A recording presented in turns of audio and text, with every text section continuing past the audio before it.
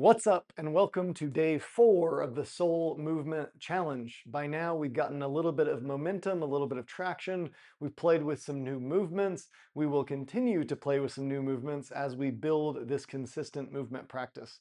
Thank you again for showing up on a day-to-day basis and really building this consistency into your schedule. So we are going to start out with the feet spaced out a little bit. We're going to start similar to how we have with some of the other sessions so far. We are starting out with a little bit of a spin, kind of the same way that we started out yesterday. And we're just going to get a nice relaxed upper body. Keep in mind, we want the back to stay nice and upright. And I'm going to get a nice breath going as I move my hips from side to side. As Shakira says, those hips don't lie. And just getting, you can probably tell my hands are kind of hitting my body. It's actually a kind of like an old kung fu technique where you would release certain parts of the body by just kind of like hitting them or slapping them with your movement. You don't have to do that, but can be actually a nice way of giving your body a nice little lymphatic release with certain areas.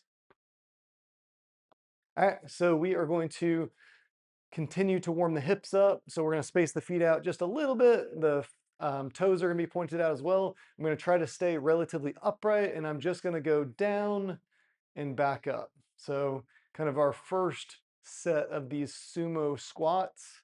Just take your time with it. You don't have to go as deep as you can go or anything like that. The goal is just to work where you're at. And again, stay curious, because the curiosity is kind of the best way to approach most things in life. Just allows you to stay open-hearted, be able to take in what's happening, and be able to play with your movement rather than just treating it like a punishment for the body.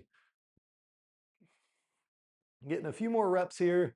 If you're not already, make sure the knees are actively driving to the outside. This is more or less to get the glutes a little more engaged and allow you to work some of that abduction of the hips. All right, and then we're going to be kind of staying with this theme, but we're going to do it a little bit differently. So the first one was a little bit more technique oriented. This one's going to be a little bit more play oriented, I guess you could say.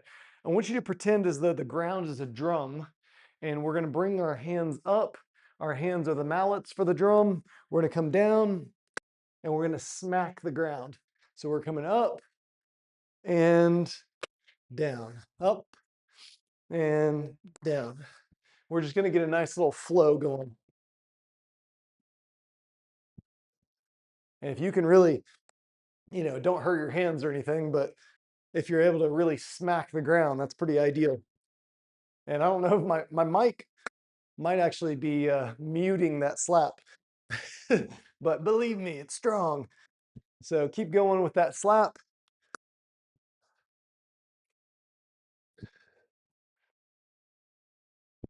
Nice. Okay, you can rest. So give you a chance to kind of, again, the technique part can be important for certain pieces, but it's also important to remember to just break the structure sometimes and get to where you can play with a movement and not think about it purely as an exercise, but think about a more broad scope of how can I move my body in some new ways. So we're going to come down to the ground. We kind of started to play around with this a few days ago. We're going to be playing a little more. So we're going to go into what's called a figure 4. So if you're looking at my legs with my legs straightened out here, it'll kind of from the top down, it'll look like a letter, or excuse me, a number 4. And then in this position, we are going to rock back and then try to go into a tall kneeling position. So rock back and then trying to make it to here. Now, depending on where you're at, this might feel really, really challenging, and that's okay. If it does feel really challenging, what I would encourage you to do is treat the movement more like you're stopping here and just focus on the rocking. If you feel like you're able to, at least for 1 or 2 reps, try taking it up, but just keep the majority as just that first part, just the rock. Again, we're trying to work from where we're at. and you want it to kind of organically build. So don't try and force yourself into something that you're not ready for. That applies for a lot of things in life. You want to just let it organically build. We're just going to get a nice little flow going back and forth. Make sure to keep the core nice and strong as you rock back so that you're not, if you start to feel your low back smack the ground, that is not a good sign. And if you do start to feel that, you can just limit the range of motion. So you can kind of turn it into more like this. And it will make it harder to get up, but it will make it a little bit less challenging for your core. So if going back, if you kind of feel like you're flattening out or you're smacking the ground, just make the movement a little bit smaller. Start from here and just see if you can do the movement from that position. Okay, so now we've gotten a fair amount of reps there. We are going to switch sides. So now the other leg is out in front. So whatever leg setup you had, reverse it so that's on the other. And from this position, again, feel free to just stay with the rock if you're not quite ready to take it up a little further. This is also a little bit harder movement on the front end, but I purposely put this here because I wanted you to know on the front end that we're all working at different levels. And for some of us, this is going to feel really easy. For some of us, this is a really hard movement. So keep that in mind when it comes to progressions. It's not necessarily about what this movement is, it's more about how you interpret this movement. So it might look different in terms of how you're doing it. It might look a little bit like this. It might be a really small movement, and that's okay. You can always make it a little bit smaller if you need to. And for those of you who don't feel like it's much of a challenge, keep going with that full range of motion. And let's just get a few more reps. So getting, again, a nice little flow here. Try to make sure you're taking it all the way up to this tall position at the top. Getting a nice extension at the very top of the movement and a nice flexion, nice core control as I rock my way back on the ground.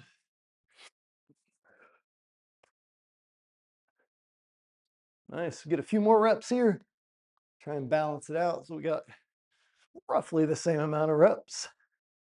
And I do say roughly because most of these positions and movements, I purposely try to make it where you're not just staying with the same number every single time. And this is for the reason that most people don't think about, which is in day-to-day tasks, you're never just going to be doing 5 or 6 or 10 or 15 reps every single time you approach something. And if you get super accustomed to that amount of reps, your body gets adapted to that amount of reps, and then you have a harder time if you're having to do less or more. So we want to play around with the variety as much as possible while keeping things consistent. Okay, so with that in mind, we are staying on the ground and we're going to try to do kind of a similar position. So if that previous one felt pretty challenging, this is a little bit like a regression backwards, but I will warn you, for some people, this is harder. So it's not necessarily, it doesn't mean it's going to be easier. So we're going to start here and we're trying to take it up to this position and then back down and back up. So keep in mind, I want to be fully extended at the top of this movement and then sitting my hips back down. Fully extended, sitting the hips back down. We're just going to go back and forth like that. Good. Make sure you're focused on your breath. And now we're going to switch to the other side. You can do this however you want to. There's no right or wrong here. And then we're going to go straight up and down again on this side. So again, focusing on lots of extension, getting the glutes engaged at the top of the movement, and make sure you're not falling out of this movement. So it gets easy to kind of let your butt kind of fall down. You want to try to resist that, and it will help if you're not already to use your arms as kind of a counterbalance so that you can get a little bit more gentle with when you set the butt back down on the ground.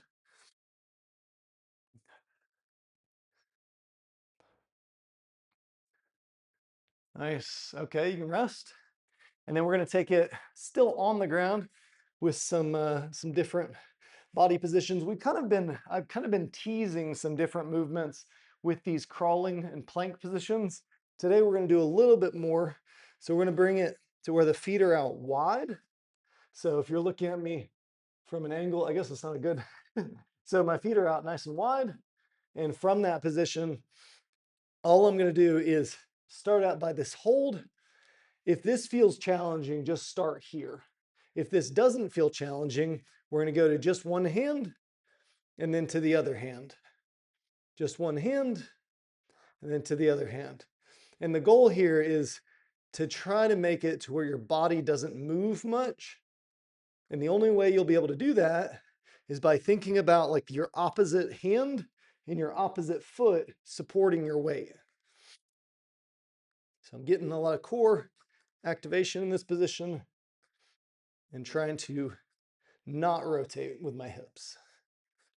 A few more reps. 1, 2, 3, one more, 4. All right, and then you can rest and we'll take it back up to standing. All right, so hopefully the hips are starting to feel nice, or the hips and the core now are starting to kind of feel activated, feel good. Now we're going to take it still from that kind of wider sumo stance.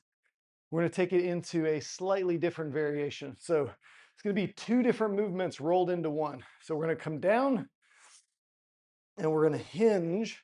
So the last time we were kind of smacking the ground. Today we're going to, or now we're going to try to keep the spine neutral, bring it back up, and then back up to standing. So think about keeping your shoulders pulled back. So I'm here, moving from my hip back to upright, and then back to standing. Down, hinge, back upright, back to standing. This is quite a bit harder movement. So feel free to, if you need to take breaks, shake your legs out in between. A lot of it right now, I'm kind of giving you the smorgasbord where we're taste testing a lot of different things, not doing a ton of reps of anything, but just giving you a kind of a sample of a lot of different movements. And as we develop more with our movement, we will start to play with a little bit more intensity. But for right now, take breaks. We're still trying to establish a really solid routine here. All right, we're gonna do one more rep.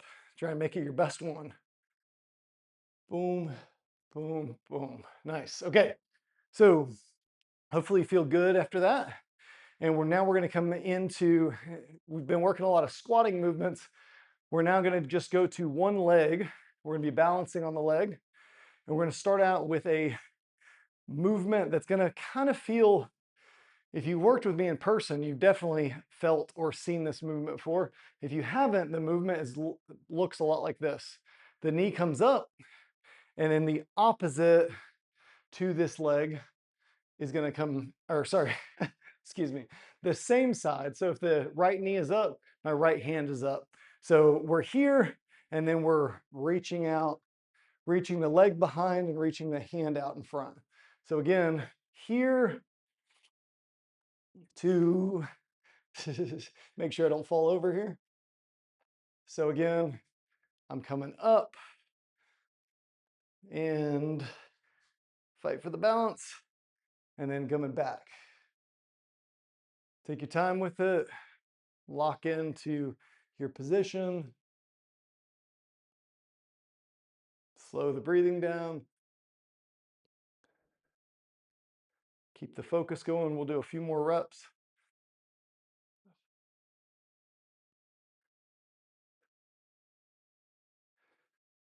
Nice. Okay, you rest. So if you're someone who does a lot of contralateral patterns, that might feel that might feel particularly more challenging because it is working a slightly ipsilateral pattern where the same sides are moving. Now, it is a little bit contralateral in the sense that when this leg extends back, it's not uncommon for the same arm to extend forward. But the fact that nothing really happens on the other side does make the movement a little bit more ipsilateral. So now we're going to be switching sides. So now I'm standing on my right side. Depending on which side you started on will obviously dictate where you are now. And then I am driving the leg back, driving the arm forward. And we're just going to get a nice little flow going here.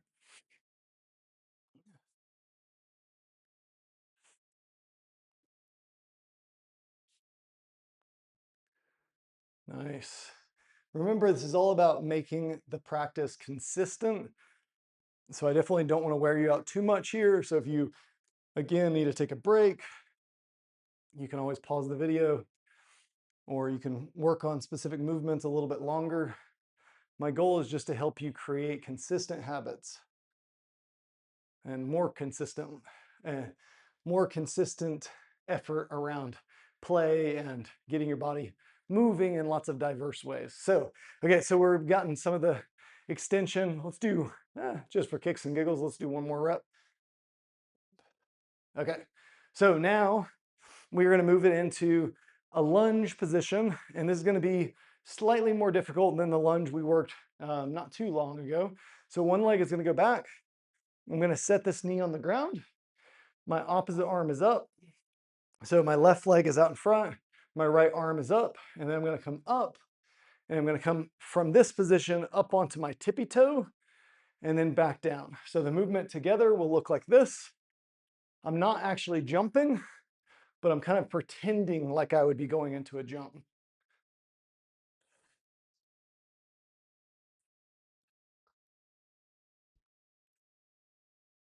Good, one more. Nice. And then we'll switch sides. Same premise. I'm going down, my opposite arm is up, and I'm driving up, coming up on the tippy toes. Might take you a few reps to kind of get the balance dialed in, as it is for me. A little messy at the first.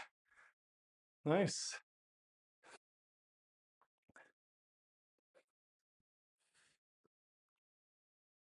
Make sure you're coming down with some good control, so you're not collapsing too much into that back knee. You might even have to change your position a little bit as you go.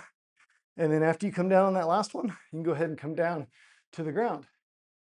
We're gonna come back, kind of meet on the ground, and we're gonna go all the way this time onto your back. So we are laying back, and from this position, you can keep your head down if you want to, but we're gonna try to drive the hips up towards the ceiling. And we're gonna do this by tucking the hips. So I'm gonna get the glutes engaged, and I'm gonna drive straight up towards the ceiling and then back down. So very simple movement. Just really focus on getting a lot of control and getting as far up as you can with your booty being your point of contraction. So try not to do a lot from the low back, but putting a lot of the emphasis in the glutes themselves.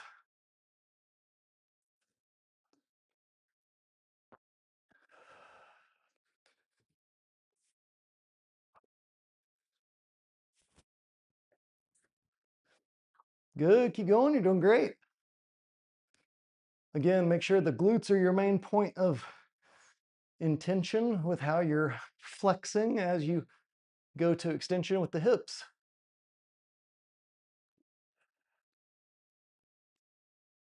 You can notice I'm also kind of picking my legs up. It's just a good way to kind of deactivate the muscle or allow the muscle to fully relax before reactivating it again. Nice, okay, you can rest. We are gonna stay on the ground. This is gonna be kind of getting into slightly more difficult abdominal movement. So been working on trying to strengthen the abdominal wall. This is the movement for you. So we're gonna be laying on the elbow. We're gonna try to, there's two different versions of this movement. The first one would be tucking the knees in and then extending them out. So doing just like this. You can kind of play around with that, see how that feels for you. That would be option one. Option two would be keeping the legs extended and trying to come up to where you're either close to or touching your feet at the top of the movement. So again, option one, I'm here. Option two, I'm here. So I'm gonna stay with option two, but feel free to stay with option one, depending on where you're at from a strength and skill standpoint. And if you can't tell already, I'm leaning a good bit of weight into my hand, or sorry, into my forearm. All right, after we get a few reps, we're not gonna do a ton here. We're gonna spin it around and we'll do the same thing on the other side. So again, option one, I curl everything in. Option two, I keep everything straight and I bring it up.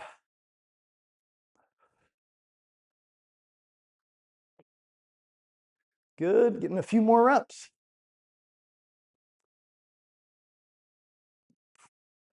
Nice, okay, you can rest. Again, just giving you a teaser for a lot of these movements. Not meant to be, this workout. I'm definitely giving you a little bit more advanced movements in it, but hopefully in a way that feels sustainable to the point where you can play with them a little bit and then you can rest. Because again, we are building consistency above all else. All right, so you can take a second and then we're gonna come back to this setup, kind of a crab crawl setup. And when you're ready, we're gonna pick the hips up and we're gonna be doing a hold. So I want you to kind of be ready here. So I'll give you another 10 seconds-ish to kind of get your mind in a good place. Take a couple of deep inhales. And then we're gonna go in 3, 2, 1, and pick the hips up. We're just holding this position. I'm just chilling, focusing on keeping the shoulders nice and open, keeping the head a little bit tilted back and up.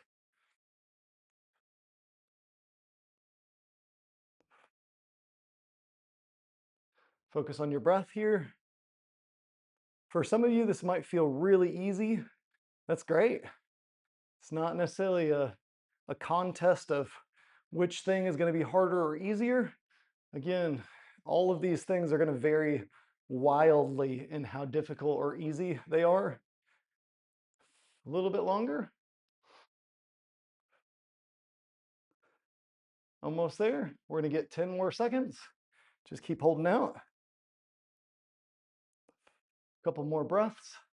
And then in 3, 2, 1, and rest. All right. Super well done. Again, building consistent habits, moving in lots of diverse ways. I realize a lot of these movements will either be super new to you or they might even feel almost like super foreign at times. That is part of the process. That's part of what we're doing, trying to get the body to move in ways that it's not used to moving in, so we can elicit your body to, open up and be able to play with your movement again. So hope you continue to stay curious, and I will see you tomorrow.